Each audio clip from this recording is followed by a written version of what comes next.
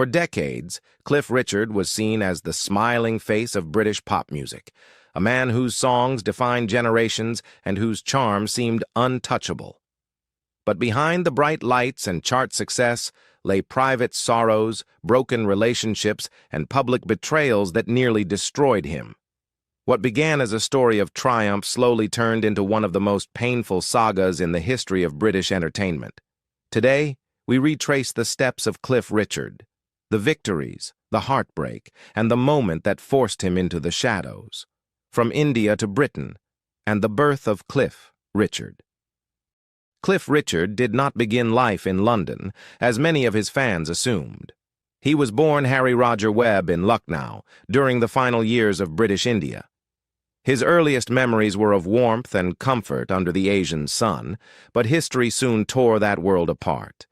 As unrest spread and the push for independence grew louder, the Webb family packed their belongings and boarded a crowded ship back to England. The long voyage brought them not to luxury, but to a country still scarred by war, where rationing was harsh and opportunities scarce. In a small home in Hertfordshire, Harry learned quickly that comfort was gone. The contrast between what he had known as a child and what he faced in post-war Britain left a deep mark. Out of that dislocation came a fierce desire to prove himself.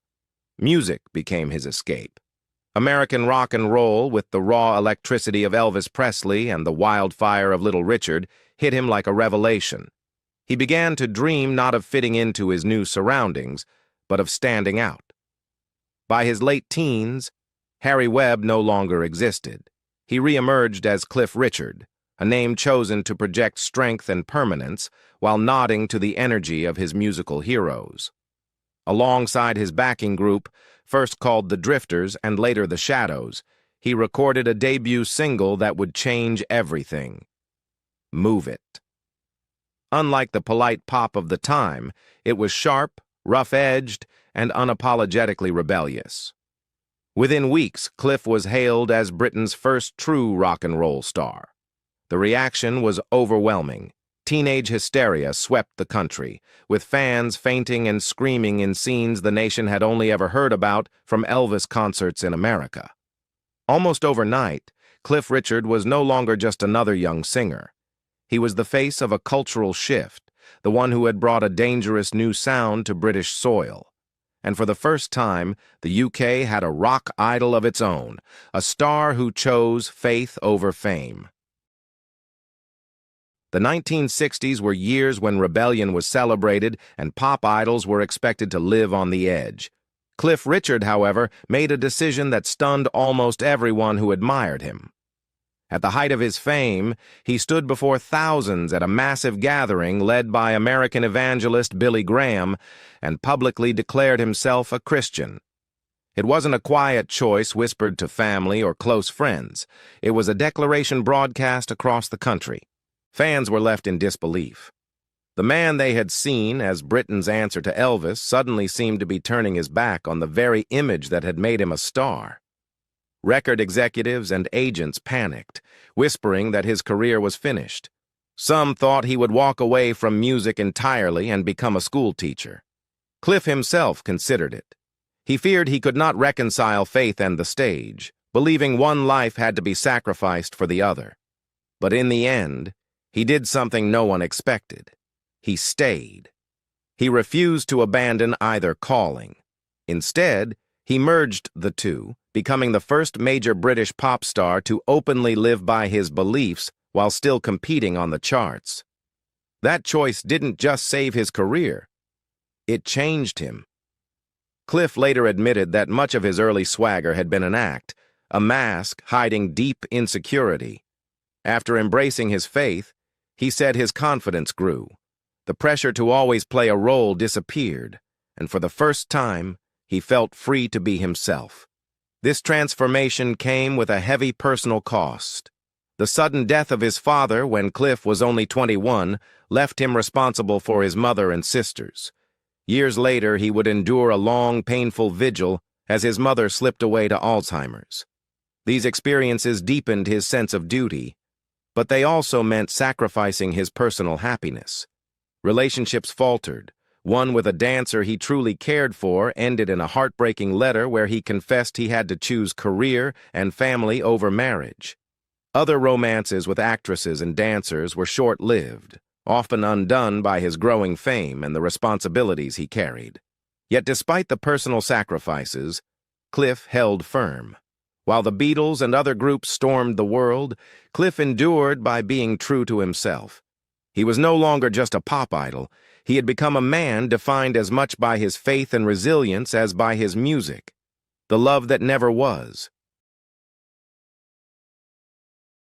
Among all the fleeting romances in Cliff Richard's life, one story overshadowed the rest, a love that slipped away before it ever had a chance to begin. In the early 1970s, Cliff invited a young Australian singer named Olivia Newton-John onto his television show. From the moment they performed together, there was an undeniable chemistry. Their voices blended seamlessly, their friendship blossomed, and for Cliff, something deeper began to grow. But Olivia's heart was already elsewhere. She was in a complicated relationship with Bruce Welch, Cliff's own bandmate from the Shadows. Their affair was turbulent from the beginning, clouded by the fact that Bruce was still married when it began. For 5 years they remained engaged, yet marriage never came. When Olivia finally left him, Bruce spiraled into depression and even self-harm, unable to bear the loss. Through it all, Cliff remained silent, caught between his loyalty to a friend and his unspoken love for Olivia. In his autobiography decades later, Cliff finally admitted what he had carried privately for years. He was in love with her, but by the time he realized it, his chance had already passed. He chose not to interfere, not to betray his bandmate, even though his own heart broke in silence. It was the kind of sacrifice that left a permanent scar. Despite this painful chapter, Cliff and Olivia never drifted apart. They continued to sing together for more than 40 years, recording the duet Suddenly for the film Xanadu, and performing classics in concert halls across the world. Cliff often said that Olivia had a kind of grace no one else could match. Their final duet came during his 75th birthday concerts at the Royal Albert Hall when they sang Suddenly, one last time. Neither of them could have known it would be their farewell on stage. Weeks before Olivia's death in 2022, Cliff called her. She sounded cheerful, her voice warm and full of life, hiding the pain of her long battle with cancer. Cliff later wrote that he never imagined that phone call would be their last. When she passed, he refused to use the word death. Instead, he said she had simply stopped living. For him, it was the only way to describe the silence she left behind. This unfulfilled love story became one of the quiet tragedies of Cliff Richard's life. While he filled stadiums with music, his personal world carried an emptiness that no audience could see: collapse and reinvention. By the mid-1970s, Cliff Richard's career seemed to be fading. For the first time since his debut, he went an entire year without placing a single song in the charts. To many, it looked like his time was over. Younger acts were dominating the stage, and Cliff, once the rebellious face of rock and roll, appeared outdated in a world that had moved on. But just when critics were ready to write his obituary, he returned with something no one expected. In 1976, Cliff released Devil Woman, a dark, hard-edged song about curses and strange encounters. It was a sharp departure from the wholesome image people associated with him. The track roared into the charts, climbing into the top 10 in both Britain and America, and went on to sell more than 2 million copies. Suddenly, Cliff was no longer dismissed as yesterday's news. He was embraced by a new generation of listeners, even by some of rock's most respected names. Legends like Jimmy Page, Eric Clapton, and Elton John were spotted wearing badges supporting his comeback album. A music critic even compared the record to the best work of Marvin Gaye. This was not just a hit single. It was a rebirth. Cliff had successfully shed the teen idol label and reintroduced himself as a serious artist. Over the next decade, he continued to adapt. Albums like Always Guaranteed showed that he could craft modern pop without sounding dated. The record went platinum, spawning multiple hits and proving he could still compete in a marketplace filled with younger stars.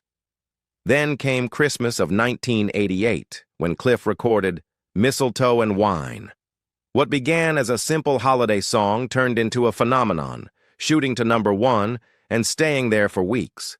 It became the year's best-selling single and has since earned platinum status, continuing to bring in royalties every holiday season. By the late 1980s, Cliff was once again a chart-topping force. The momentum carried into 1989 when he marked the release of his 100th single by inviting thousands of fans to a special performance at the London Palladium. He asked them to vote on what song he should release, giving his audience a direct hand in shaping his career. The result was another major hit, one that reaffirmed his connection with the public. Later that year, he filled Wembley Stadium with a show called The Event, which celebrated both his beginnings in the 1950s and his new successes. The concert was filmed, released worldwide, and became a landmark moment, showing that Cliff Richard wasn't just surviving, he was thriving. By the close of the decade, Cliff had achieved what no other British artist had managed: #1 singles across 5 consecutive decades. From the 1950s through the 1990s, he had remained a constant presence in music, a feat that placed him in a league of his own. What had looked like a collapse in the mid-70s had transformed into one of the most remarkable comebacks in British music history, the song the industry rejected. By the late 1990s, Cliff Richard had already proven himself a survivor. Yet the music industry seemed determined to push him aside.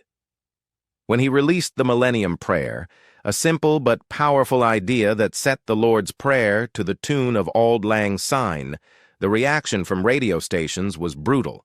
BBC Radio refused to put it on their playlists. Executives claimed it wasn't relevant for younger audiences, even while artists of the same generation, like Tina Turner and Cher, were still getting airplay. Some DJs even mocked the song, calling Cliff outdated and too old for the charts. To many artists, that would have been the end. Without radio, without major label backing, a single had little chance of success, but Cliff's fans refused to accept defeat. They rallied behind him, buying copies in droves, spreading the word, and turning the single into a movement. Against all expectations, the record climbed straight to #1 and stayed there for 3 weeks.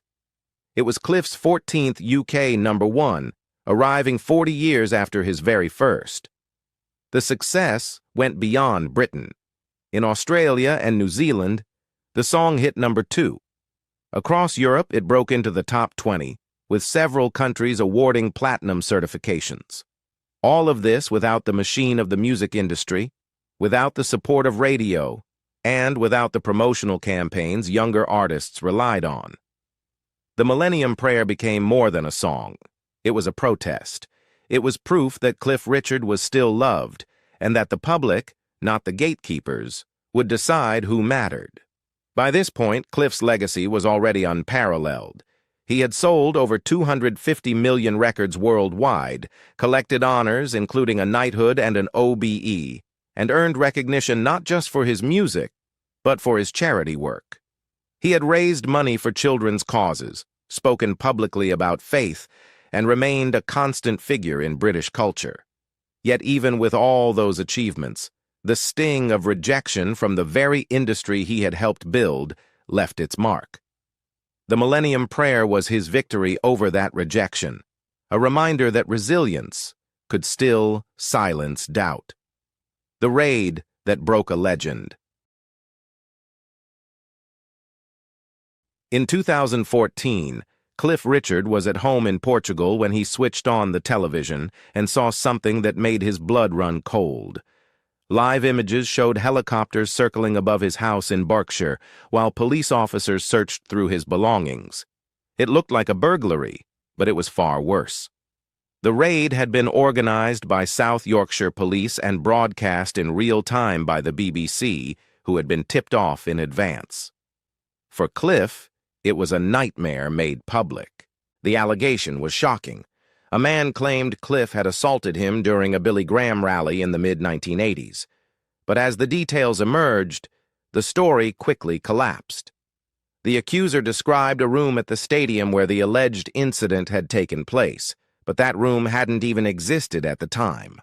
Officers who had been assigned to guard Cliff during the event were never interviewed, despite being able to confirm he was never alone.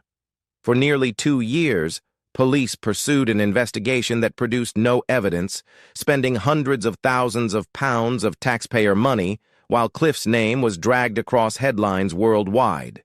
The impact on him was devastating. Once a man who filled Wembley Stadium, he now barely left his house. He lost weight, suffered from shingles, and struggled with insomnia. He described his home as feeling contaminated, no longer a safe place. Everyday activities, releasing albums, promoting books, even social appearances, were put on hold. The BBC made matters worse by entering their raid coverage into an awards competition while the case was still ongoing. It was a humiliating reminder that his suffering had been treated as entertainment.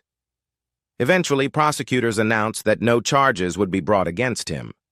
For Cliff, that was not enough. The official wording, insufficient evidence, left him furious.